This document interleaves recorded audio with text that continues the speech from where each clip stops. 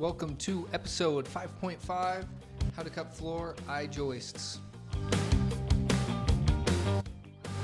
Right here we have our I-Joists.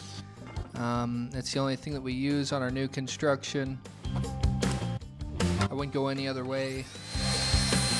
You're going to notice that we're using a 7 1/4 inch skill saw. You're going to need a saw that's this size or you will not get through your I-joists. Well, at least I-joists we have. The size we have is the 11 7/8 and 2.5 inches thick. So you're going to need a 7 1/4 inch skill saw. You can get DeWalt. Here's the Makita. I'm going to leave a link down below for an affiliate link if you want to help this channel out. Alright, so how do we actually cut these? We get our mark from the other side of the joist. We use our big speed square. It's 12 inches long. We mark both ends. We start cutting. The middle doesn't matter if you get off track as much, as long as you're not getting big. And then once you get to the other end, make sure your speed square is on as you're cutting again. Always double check your saw and make sure it's cutting square. I'll drop all the links below of where we're at on this framing series. If you want to hop aboard and create a no-step house, check them out. Thanks for watching.